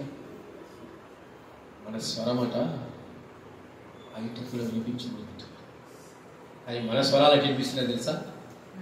లౌడ్ స్పీకర్ అవసరం లేదు ఇంట్లో వాళ్ళకి. ఈడ మాట్లాడితే కిలోమీటర్ దూరం వినిపిస్తుంది మన స్వరాలు. నువ్వు మేలు చేసే వ్యక్తిగా ఉన్నావా? దేవుని కీడు చేసే వ్యక్తిగా ఉన్నావా? జ్ఞాపకం చేసుకుంటున్నా దేవుని బిడ్డ. నువ్వు దేవుని రాకలు ఎత్తబడాలంటే మొట్టమొదటికి ఏం కావాలి? కృప కావాలి. కృప నీకుందా? పోగొట్టుకున్నావా? రెండోది అయ్యగారు, రెండోది ఏంటి? మూడోది చెప్పు. మూడోది ఏంటి? దెబ్బలు పడతాయి సంతకి నాడా. మూడో నుంచి మహిమ. నేను అడుగుతా, అందుకే నా వాక్యం డిఫరెంట్ గా ఉంటది. ఏదో గుడ్డేది క్షీణం అన్నట్టు చెప్పుకుంటా పోను. అందరూ వాక్యం వినాలా, అందరినీ అడిగేది చెప్పాలా, జాగ్రత్త. మూడో నుంచి గుడ్. నాలుగోది మేలు చేయటం. మళ్ళీ అడుగుతా, ఫస్ట్ నుంచి 7 దాకా అడుగుతా, జాగ్రత్త. ఐదోదిగా ఏంటంట నేను చెప్పాలి, మీరు చెప్తారా? ఏంటమ్మా? విశ్వాసం. విశ్వాసం అంటే ఏందో? విశ్వాసం అంటే ఏంది? కుక్క నా అంటారు, అంతేనా? కొంపదీసి మాట నేనమ్మా. విశ్వాసం అంటే కుక్క అనద్దండి. ఎందుకంటే మన వాడుక భాషలో విశ్వాసం గురించి మనుషుల్ని పోల్చారు. పాపం, కుక్కకున్న విశ్వాసం నీకుందా అంటారు. అంటే కుక్కను ముందు పెడతారు. విశ్వాసానికి ప్రతినిధి అధిపతి ఎవరట? కుక్క అంట. దేవుడు అంటాడు కుక్క ఏమైంది అంటాడు. దేవుడు అంటాడు కుక్క ఏమైంది అంటాడు. దయచేసి అలా ఉండదు. విశ్వాసం అంటే ఏంటి? నువ్వు దేవుణ్ణి గుడ్డిగా నమ్మటం. దేవునే కాదు, ఏదైనా గుడ్డిగా నమ్మటం. అందుకే హెబ్రీయుల రాష్ట్ర పత్రికలో నేను రెఫరెన్స్ చెప్పను, మీరే చెప్పాలి. చెప్పండి. విశ్వాసం అన్నది నిరీక్షింపబడిన వాటి యొక్క నిజ స్వరూపమును అదృశ్యమైన విధానమునకు రుజువునైనది. ఇంకోటి బ్రదర్ చెప్తారు అన్నమాట. ఇంకోటి విశ్వాసం లేకుండా నువ్వు ఇంకా శ్రేష్టమైంది చెప్పాడు. చప్పట్లు కొట్టండి, వీడికి చప్పట్లు కొట్టండి. వాడు ఇంకా శ్రేష్టమైంది చెప్పాడు. వెరీ గుడ్ రా. కనిపించని వాటిని ఉన్నాయని నమ్మడమే విశ్వాసం లేకుండా దేవునికి ఇష్టలైందుట అసాధ్యము. ఎలాంటి విశ్వాసం కావాలంట? Very good. ఎలాంటి విశ్వాసం అమ్మా? క్రియల రూపంలో ఉన్న విశ్వాసం. మందిరానికి రండి అంటే మందిరానికి వచ్చే వాళ్ళంతా దేవుని విశ్వాసించి వస్తారు. ఎన్ని గంటలకు వస్తారో? 11 గంటలకు, 11:30 ఒకసారి వాక్యం వినడానికి వస్తారు. వీళ్ళకి వాళ్ళకి నేను ఏం చెప్పాలో నాకు అర్థం కాదు. వాక్యం వైపులోకి వచ్చిన తర్వాత వాళ్ళకి ఏం చెప్పాలి? నేను ఇక్కడ దేవునికి స్తోత్రం అని చెప్పి పంపించడం తప్ప మనం ఏం చేయలేం. క్రియలతో కూడిన విశ్వాసం అంటే ఏంటి? ఆజ్ఞను అనుసరించటం. టయానికి చిన్నోడు వచ్చాడు, 9 గంటల 9 గంటలకు వచ్చి అన్ని అరేంజ్ చేసుకున్నాడు. ఇది క్రియలతో కూడిన విశ్వాసం. మనకి ఎంత విశ్వాసం ఉండాలంట? రేపు ఏ దాని గురించన్నా మీరు అడిగారనుకో, ప్రార్థన అవసరత గురించి, నేను ఇదే చెప్తాను. అమ్మా నీకు ఎంత విశ్వాసం కావాలి తల్లి అని చెప్తాను. అప్పుడు ఇదే మాట అంటారంట, ఆవగినంత విశ్వాసంతో మోకాలకి ప్రార్థన చేయంట. ఏమైపోతుంది అప్పుడు? సమస్య మీ దగ్గర నుంచి. ఈరోజు విశ్వాసం అనే దాన్ని చక్కగా ఇంతమంది అబ్బా ఒక్కొక్కరు ఒక అద్భుతం నాకంటే బాగా చెప్తున్నారు విశ్వాసం గురించి. కానీ ఆ విశ్వాసం క్రియల రూపంలో ఉండాలి, క్రియలుగా మార్చబడాలి. ఇస్తున్నామే అంటే నేనైతే గుడ్డిగా ఉంటుంది. గుడ్డి విశ్వాసం అంటారు, చూసినారా? మొండి విశ్వాసం, గుడ్డి విశ్వాసం. మోషలాగా మొండి విశ్వాసం నాది. గుడ్డిగా నమ్మేస్తా ఏసైని. అది నా జీవితంలో ఎంత అపాయమైన జరిగింది. నేను ఏసైని గుడ్డిగా నమ్ముతా, ముందుకు వెళ్ళిపోతా. ఎన్ని శ్రమలు రాని, ఎన్ని ఇబ్బందులు రాని, నా విశ్వాసం నుంచి నేను తొలగిపోను. యేసు ఇలాంటి విశ్వాసాన్ని కనపరుస్తాను. నువ్వు దేవుని రాకడలో ఎత్తబడాలంటే విశ్వాసం కావాలంటే, క్రియలతో కూడిన విశ్వాసం కావాలంట. ఈరోజు నీకుందా? ఒకసారి నువ్వే జ్ఞాపకము చేసు. ఎందుకంటే విశ్వాసం టాపిక్ చాలా పెద్దది. కానీ మీ అందరికీ విశ్వాసం గురించి బాగా తెలుసు కాబట్టి నేను త్వరగా ఈ టాపిక్ని ముగిస్తున్నాను. ఉందా? విశ్వాసం ఉందా? దాని ఉందా? అబ్బా వాడికి గట్టిగా ఉందంటే తిరుగులేదు. 6వదిగా ఇచ్చినైనా చెప్పాలి. అది మీరు ఆగండి. బ్రదర్ వాళ్ళు చెప్తారు, నోయల్ చెప్తాడు. 6వది ఏందినైనా అన్న అసలు ఏదంటే ఎతకాలన్నా మీరు చెప్పండి అన్న ఒక్కసారి అంటారు. 2వ తెస్సలోనికీయులకు రాసిన పత్రిక 1వ అధ్యాయము, 2వ తెస్సలోనికీయులకు రాసిన పత్రిక 1వ అధ్యాయము 12వ వచనము చదువు ఆయన. 12వ వచనం చదువు. విశ్వాసం తర్వాత ఏముందో చదువు. ప్రతి కార్యమును బలముతో సంపూర్ణం చేయాలంట. బలము ఏంటన్నా? బలము వస్తానే. నేను చిన్నోడు లోయలు, చిన్నోడు వంటి వాళ్ళ గురించి చెప్తున్నా. వస్తానే ఇప్పుడు ఏ పని చేయట్లేదు. ఆయన పెట్టినాడు, వీళ్ళకి వేసి రుద్దుతా ఉన్నాడు, క్లాసులు వేసి రుద్దుతా ఉన్నాడు. అంటే వాడు ఇంట్లో నిర్ణయించుకొని వచ్చాడు, నేను బలంగా కొట్టాలి దీన్ని.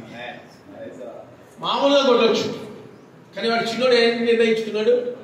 బలంగా కొట్టాలి. ఈరోజు బలంగా మనం ఎందుకు ప్రార్థన చేయలేకపోతా ఉన్నాం? ఈరోజు బలంగా దేవుని సేవ మనం ఎందుకు చేయలేకపోతున్నాం? బలంగా మనం ఎందుకు లేలేకపోతున్నాం? బలంగా దేవుని కార్యాలు మనం ఎందుకు చేయట్లేదు? అపోస్తుల కార్యాలు చదివాడు లోయల్. అపోస్తుల కార్యాలు 6వ అధ్యాయం 8వ వచనం చదువు. లోయల్ ఒక్కడే చదువుతాడు, ఎవరు చదువుతాడు?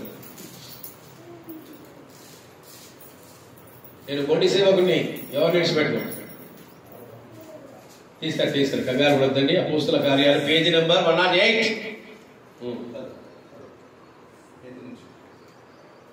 ఇంగ్లీష్ మీడియం పాపం వాడు, తెలుగు వస్తుంది కదా. చదివానా? స్టెఫెను కృపతోను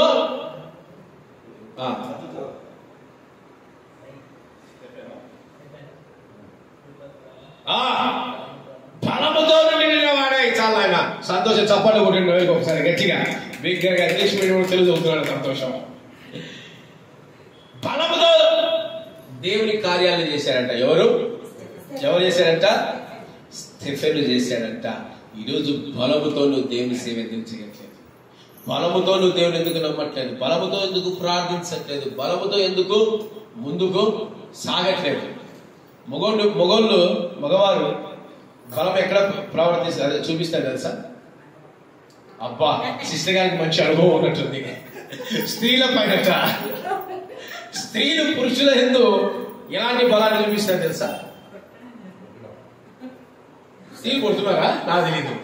స్త్రీలు పురుషుల పైన ఎలాంటి బలాన్ని చూపిస్తారంటే ఇజ్రాయేలీల కంటే బలాన్ని చూపిస్తారు.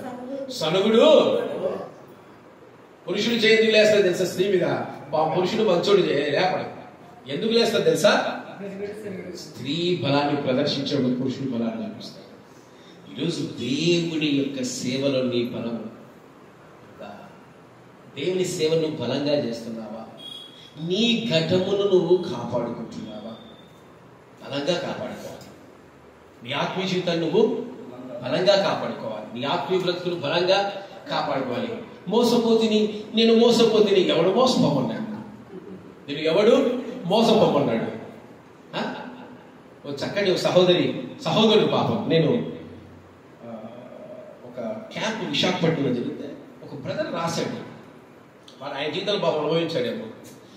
మోసపోతిని, అయ్యో మోసపోతిని, ఆమె మనసులో ఎందరో ఆమెకు నా సమయమంతయు నేను ఆమె కోసమే వేచియుండగా నేను మోసపోతిని.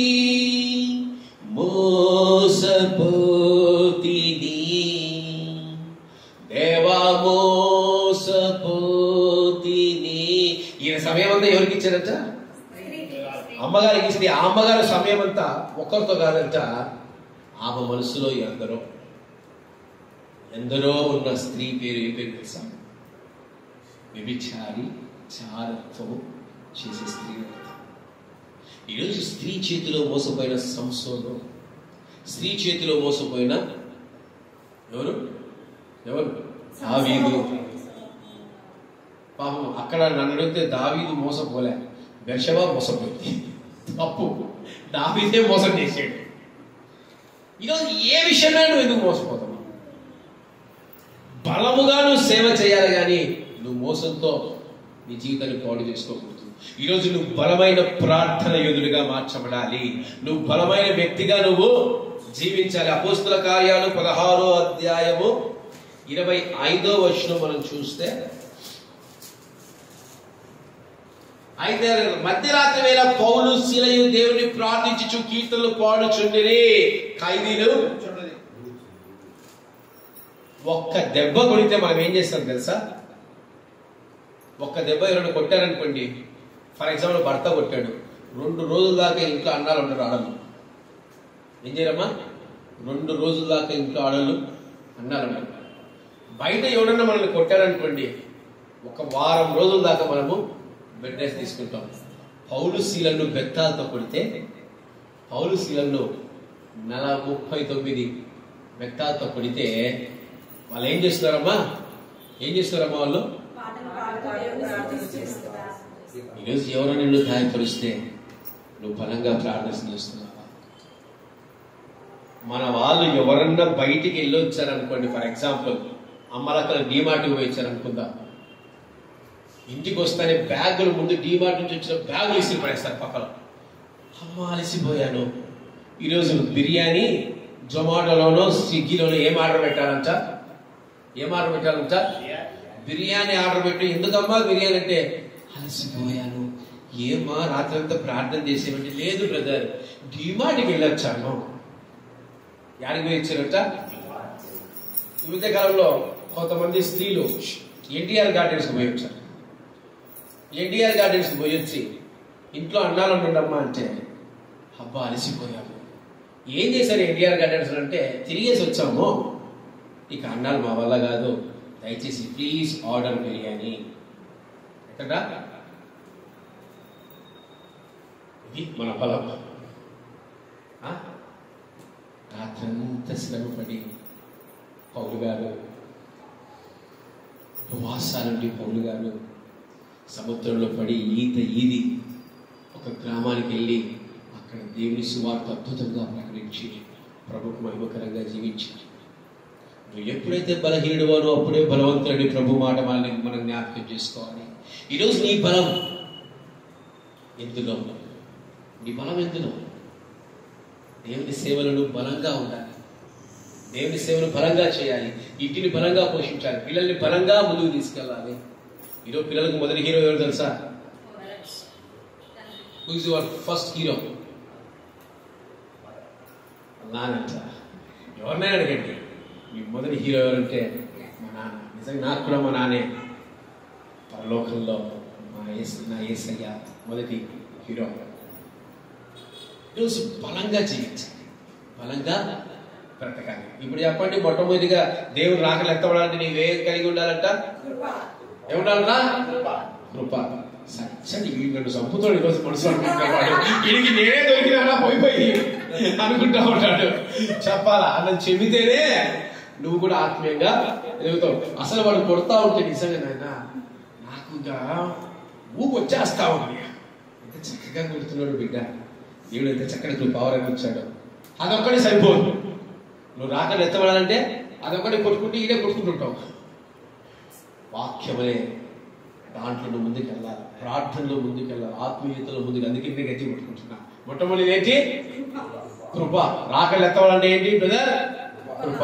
రెండోదిగా ఆయన నామమున ప్రతిదీ మనము అడగాలి. మూడోదిగా మహిమ. మనం మహిమ పరచబడాలి. మన అపవాది చేత మహిమ పరచబడకూడదు, దేవుని చేత మహిమ పరచబడాలి. నాలుగోదిగా మేలు చేసే వారిగానే ఉండాలి. ఐదోదిగా అమ్మా విశ్వాసము. ఉండే విశ్వాసము ఎంత ఉండాలా? తాలింపు విషయాలు అందరికి స్త్రీలకు బాగా తెలుస్తుంది. ఓకే. ఆరోదిగా బలము. ఎవరన్నా సేవకు రమ్మంటే అలసిపోతా అని చెప్పండి, కథ చెప్తా. ఇక ఆన్లైన్ పేరు 30 తారీఖు ఉంటుంది నైట్. ఎప్పుడుంటేదైనా ఆన్లైన్ పేరు 30 ఉంటుంది. వచ్చిన తూగని చెప్తా, బలంగా చేయాల. సంతోషం. ఏడవదిగా లాస్ట్ చెప్పి నేను ముగించేస్తా. ఏడవదిగా ఏంటంట అమ్మా? అదే కరెక్ట్ చెప్పారు. పిలుపునకు యోగ్యులుగా జీవించాలి. ఈరోజు దేవుడు నిన్ను విశ్వాసిగా పిలిస్తే ఆ పిలుపుకు తగిన యోగ్యత నీలో ఉందా? దేవుడిని సేవకుడుగా పిలిస్తే ఆ పిలుపుకు తగిన యోగ్యత నీలో ఉందా? దేవుడిని అధికారిగా పిలిస్తే ఆ పిలుపుకు తగిన యోగ్యత నీలో ఉందా? ఒక్కసారి నువ్వు జ్ఞాపకము చేసుకోవాలి. ఎఫెసీయులకు రాసిన పత్రిక 2వ అధ్యాయం 10వ వచనం. ఎఫెసీయులకు రాసిన పత్రిక 2వ అధ్యాయం 10వ వచనం. మరియు వాటి యందు మనము నడుచుకొనవలెనని దేవుడు ముందుగా సిద్ధపరిచిన సత్క్రియలు చేయుటకై మనము క్రీస్తు యేసునందు సృష్టింపబడిన వారమై ఆయన చేసిన పని ఉన్నాము. ఎలా జీవించాలంట మనము? సత్క్రియలు, మంచి క్రియలు. క్రైస్తత్వంలో మనం జీవించాలంటే మంచి క్రియలు. సంసోను సత్క్రియ చేయలేకపోయాడు, తన పిలుపుకు యోగ్యంగా జీవించలేకపోయాడు. యూదా ఇస్కరియోతు తన పిలుపుకు తగినంగా జీవించలేకపోయాడు. ఇంకా ఎవరు జీవించలేకపోయారు చెప్పండి? గేహాజీ తన పిలుపుకు తగినంగా జీవించలేకపోయాడు. ఇంకా అననీయా, సఫీరా. సొలొమోను కనీసము లాస్ట్ లో పశ్చాత్తాపడ్డాడు. సొలొమోను లాస్ట్ లో పశ్చాత్తాపం. అననీయా, సఫీరాకు పశ్చాత్తాపము లేదు. ఈరోజు నీవు పిలిచిన పిలుపుకు యోగ్యతగా జీవించాలంటే సత్క్రియలు చేసే వ్యక్తిగా నీవు ఉండాలి. అనగా దేవుని పనులు చేసే వ్యక్తిగా, దేవుడు చెప్పిన విధంగా నడుచుకునే వ్యక్తిగా ఉండాలి. రెండవదిగా చూద్దాం 1వ తెస్సలోనికీయులకు రాసిన పత్రిక 1వ అధ్యాయం 6వ వచనం. 1వ అధ్యాయం 6వ వచనం. పరిశుద్ధాత్మ వలన కలుగు ఆనందముతో, పరిశుద్ధాత్మ వలన కలుగు ఆనందముతో గొప్ప ఉపద్రవమందు మీరు వాక్యమును అంగీకరించి మమ్మును ప్రభువును పోలి నడుచుకున్న వారు ఎట్లా ఉండాలంట? సత్క్రియ అంటే పిలుపు యోగ్యంగా జీవించాలంటే పరిశుద్ధాత్మ వలన ఆనందంగా మనం జీవించాలి, వాక్యాన్ని అంగీకరించాలి. ఎలా ఉండాలంట? ఇట్లా ఉండాలంట. ఆయన పరిశుద్ధుడు గనుక అప్పుడు దేవుడి పిలుపుకు తగిన యోగ్యులుగా జీవించగలరు. కేపాల్ గారు ప్రభు పిలుపుకు తగిన యోగ్యంగా జీవించారా? ఫస్ట్ వదిలేయండి. ఒక్కసారి వెలుగుంది, రెండోసారి వెలిగించబడ్డానికి కూడా, వారు నిలబడ్డానికి కూడా వారికి అర్హత లేదు. చదవండి, కావాలంటే ఆ మాట ఎక్కడుందో మాట చదవండి. ఒకసారి వెలిగింపబడి 6వ అధ్యాయం 4వ వచనం. ఒకసారి వెలిగింపబడి పరలోక సంబంధమైన వరములు రుచి చూచి పరిశుద్ధాత్మలో పాలివారై దేవుని దివ్య వాక్యమును రాబో యుగ సంబంధమైన శక్తుల ప్రభావమును తరువాత తప్పిపోయిన వారు తమ విషయంలో దేవుని కుమారుని మరలా సిలువ వేయచ్చు బాహాటముగా ఆయన అవమానపరుచున్నారు కనుక వారు మనసు పొందినట్లు అట్టి వారిని మరలా నూతన పరచుట అసాధ్యము. బాగా వెలుగుతాడు అంటే ఈరోజు ఆయన మనం విమర్శించట్లేదు, కానీ మనకు ఒక గొప్ప ఎగ్జాంపుల్ గా ఉన్నాడు. ఆయన విమర్శించేంత గొప్పవాడు నేను కాదు, కానీ మన కళ్ళ ముందు కనిపిస్తున్న వ్యక్తి ఆయన. ఎందుకంటే ఆయన చేసిన పరిచర్య చాలా ఉత్తమమైనది. ఆయనలాగే ఈ కాలంలో చాలా మంది సేవకున్నారు. ఫస్ట్ సేవ స్టార్టింగ్ లో గడగడలాడి చేస్తారు. రాను రాను రాను రాను రాను రాజుగుర్రము గాడి పడిపోతారు. సేవ చేయలేరు, సక్రమంగా సంఘాన్ని నడిపించలేరు, దేవునికి నమ్మకంగా వారు ఉండలేరు. అందుకని దేవుని పిలుపులకు మనము యోగ్యులుగా జీవించాలంటే పరిశుద్ధాత్మలో ఆనందించేవారిగా ఉండాలి. దేవుడి వాక్యాన్ని అంగీకరించి వాక్యానుసారంగా జీవించేవారిగా ఉండాలి. దేవుని యొక్క చిత్తాన్ని మనము నెరవేర్చేవారిగా ఉండాలి. అప్పుడే మనము ఆయన యొక్క పిలుపులకు యోగ్యంగా జీవించేవారు అవుతాం. చెప్పండి, ఈరోజు ఎంతమంది విశ్వాసులైన సేవకులైన ఆయన పిలుపులకు యోగ్యంగా జీవిస్తున్నారనేది ఒకసారి మిమ్మల్ని మీరే జ్ఞాపకము చేసుకోండి. ఇప్పుడు అందరు బుక్కులు పోయండి, బైబిల్ పోయండి. బుక్కులు బైబిల్ అందరు పోయాలి.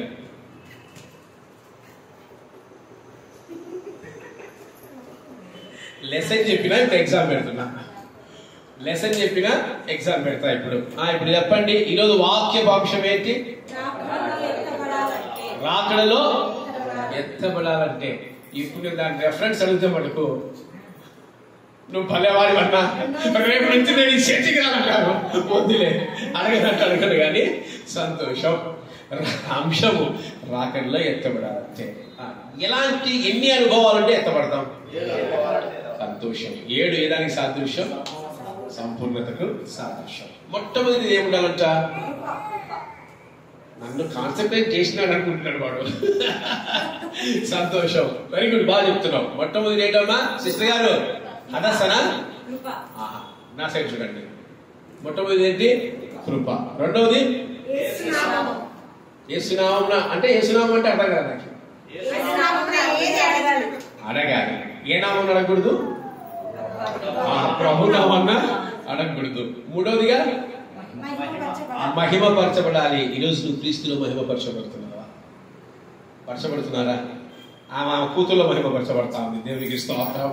ఏం చేసేది? నాలుగోదిగా మేలు చేసేవారిగా ఉండాలి. యా, నీ క్లాస్లో who is the best student ఏం చెప్పాలి? ఇట్స్ ఎ నోయల్ అనాలి టీచర్. వై?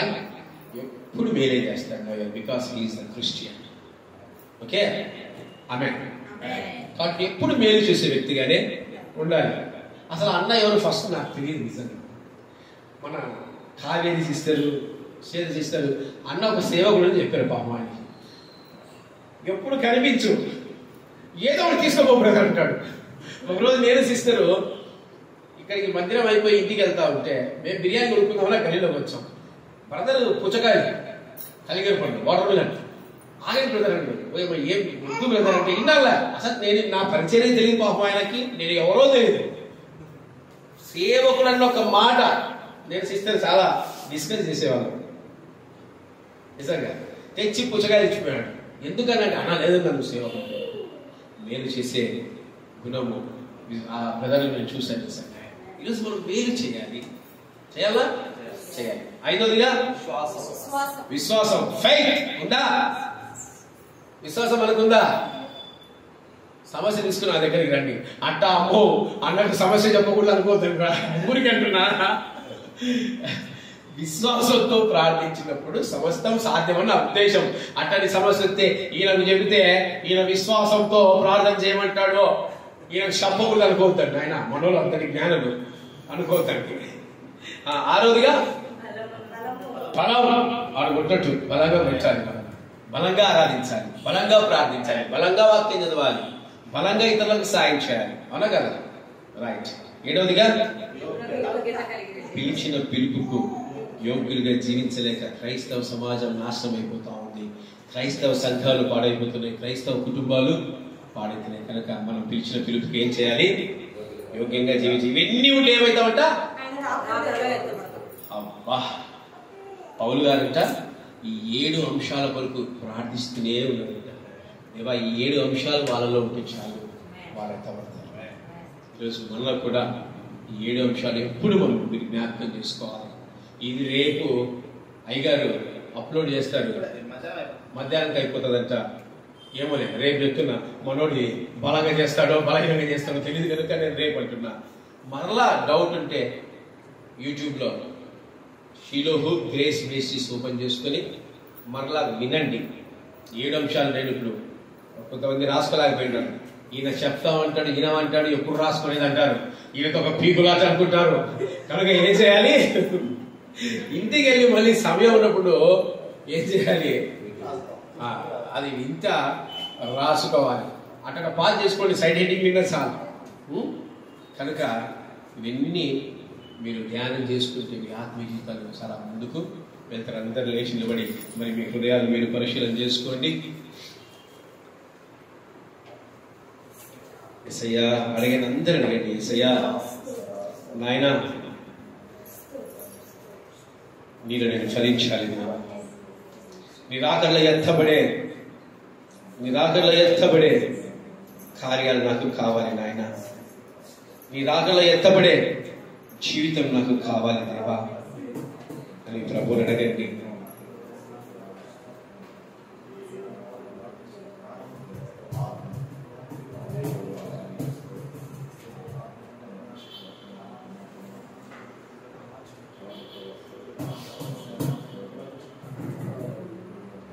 సాతాను శోధనలధికమైన సొమ్మసిల్లట సాగి వెళ్ళెదరు. సాతాను శోధనలధికమైన సొమ్మసిల్లట సాగి వెళ్ళెదరు. లోకము శరీరము నాకినను, లోపడతానెను వెళ్ళెదరు. లోకము శరీరము నాకినను, లోపడతానెను వెళ్ళెదరు.